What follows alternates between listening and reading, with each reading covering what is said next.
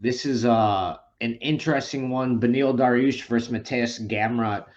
Interesting to me because there is a chance that Dariush is actually in the main event, according to himself at least, and that he could possibly be an alternate if hopefully nothing happens, but if the main event falls through. So that's interesting. Also, I'm kind of surprised with the odds in here too. Gamrot, he's on a 4 fight win streak. He's been impressive as of lately, especially in his last fight against Sarukian. But Dariush, I think he's fought and showed his skills to be able to finish anybody. Not Tony Ferguson in his last fight, but I think he caught Tony Ferguson a little bit with um, not as much not as much wear on the tires. It's not me calling you. No, sorry. This is the first time it happened. I don't know how the fuck is my phone connected with my. Sorry for that, guys. Oh, it's all good. I'm just wondering, people still don't use like vibrate today? Like people still use the ringtone? No, that was actually from my laptop. It Oh, was a okay. ringtone. I put my phone on silence like every time, like when we were recording. See, I'm an Android guy, but Apple is always trying to sabotage you guys. I guess so. You're right. Okay, where we at? I'm picking Dariush. A similar reason as Chukagian, just a bit more experience. But I will say I am impressed with Gamrot. So if he pulls it off, I can't be so surprised. But I am surprised with the odds makers in this one. How about you? Let's go first about the odd makers. I think the similar pattern is here. Like if you go back to the previous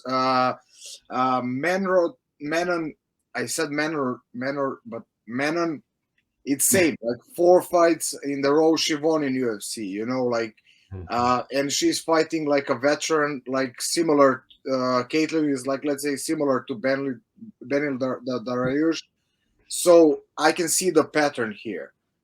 Just like in this case scenario, I'm gonna go with Gamrot, especially in his last fight, really, where he was like maybe a little bit even behind or a little bit more. He managed to overcome and win. And also, I had the opportunity to watch him also in the grappling tournaments like 10 years ago, and like follow a little bit his career to KSW, where he was the champion, or if I'm not mistaken, even double champ in two different categories. And what we can see from him, like after his first loss in UFC, he changed the team. He started training in American Top Team, and he really picked up his game. Like he's really good in switching stances. Like he even shoot that low single switching to the wrestling. Uh, Mhm. that switching stance, it's really throwing off people. And he's not just like switching stance. He's really good in like poking the jabs, like even like when he's moving back, throwing the kicks. So he's really mixing it up nicely, and I think he now reached even the another level. And if you go that he was a champion even before him, like maybe the strongest organization in Europe, and with that high level grappling experience, I really see him as a favorite in this one. So I'm gonna go with him. I think this is the only one on the card where we have a different opinion. And especially Beneil was like outside of the cage for a year and a half, True. and it's a question, like especially like what you said with his statement, and we know that he is not, how to say, he's not gonna jump in a main event.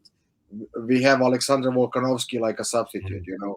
so I think he got lost somewhere. Like, not that I'm taking anything away from him, that he is like a high level fighter, but I think he is not where he think he is, and I think Gamrot will expose that, and I think he will get a W. I mean, that's a great point, especially like considering, like you said, where his head is at, like and how he thinks he's at a different spot.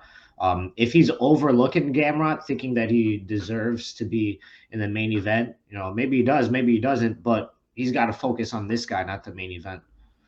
Yeah, and for sure, like if we go through his competition, like only big name that he beats more or less is Tony Ferguson, and that's not Tony Mhm. Ferguson that we know.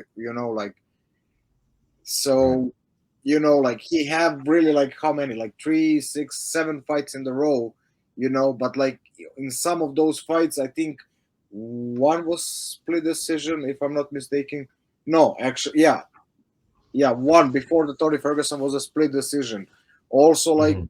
he was getting like not so even the, I think some victories he was rocked. You know, he has to go like, and props to him to go to adversity and getting the W. You know, but I just think his game is not that high how he thinks. I think he's trying more to sell himself to get a fast track to the championship fight, but like Mhm.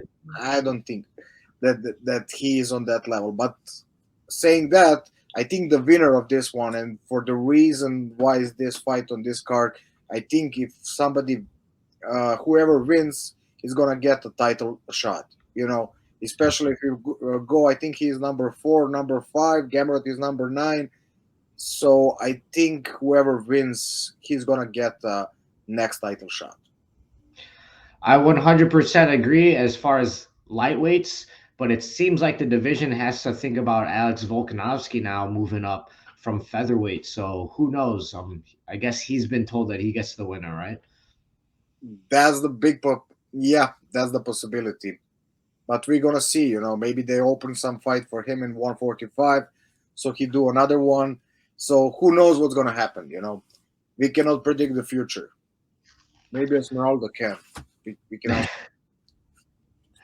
Well, She's not saying anything. little quiet tonight. Yeah, usually she talks much more. All right. You just hear in your head because you're crazy. I think Caitlin Chukagian said that. But next fight.